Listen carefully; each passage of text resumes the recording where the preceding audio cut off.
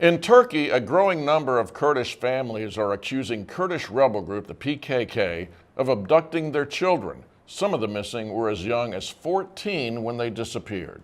But the PKK, which has been fighting the government for decades, describes the situation differently. Reporter Dorian Jones spoke with some of these families in Turkey's mostly Kurdish southeast, and he shares with me what he uncovered. In the sweltering summer heat, a group of families hold a daily vigil for their children, who they claim in the past few months were abducted by the Kurdish rebel group, the PKK. Each carries a photograph of their child. Some are as young as 14 years old when they disappeared. What's behind these claims of abduction? Well, most of these teenagers are quite young, 15, 16-year-olds. Some are a little bit older than that. And most of them, there's at least a couple of dozen or so that have, according to their parents, have been kidnapped by the PKK, this Kurdish rebel group that's been fighting the Turkish state for 3 decades or so. And they say they were abducted and being forced to join their ranks. And they said, and most of these alleged abductions happened in the last few months. Usually they were the children were on their way to school, and the parents said that these children were abducted by PKK rebels and taken across the border to neighboring Iraq. Among them, it isn't just boys, there are also girls as well.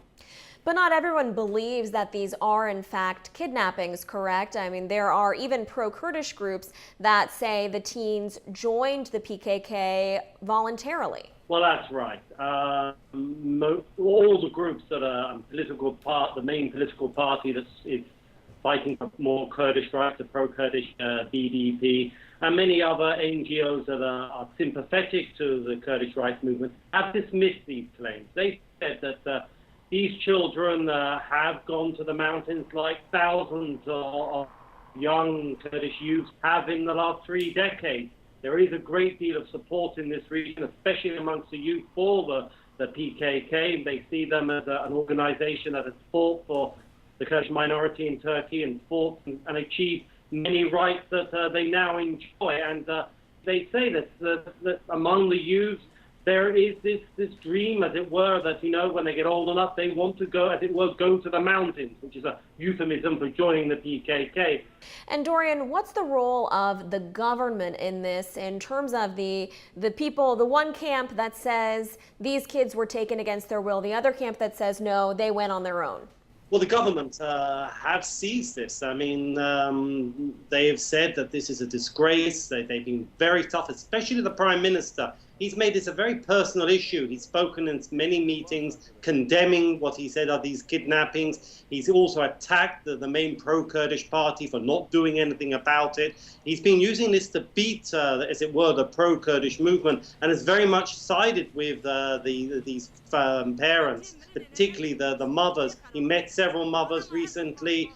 He certainly has taken up their cause on this, and he really has thrust this to the top of the political agenda for several weeks. And Dorian, you mentioned the peace process. How has this issue affected that process, and what's the future of this? It hasn't done that much good to the peace process because the Prime Minister has used this as an opportunity to attack the pro-Kurdish movement and to raise the political temperature. He is running for president at the moment in presidential elections next month.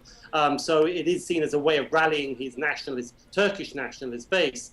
So it has add a little more tension to the peace process. And there is tension with this because on the Kurdish side, they feel there isn't enough progress being made. Pro-PKK people I've spoken to have said that there's been no movement at all since they've had this ceasefire. So that, on their side, whereas on the government side, they're saying that the PKK hasn't committed itself to its full withdrawal from Turkey. So there's recriminations on both sides. But having said that, it does seem that both sides still want to pursue this. They do see this as an important process. So it hasn't helped, but at the moment, both sides seem to be committed to following this process.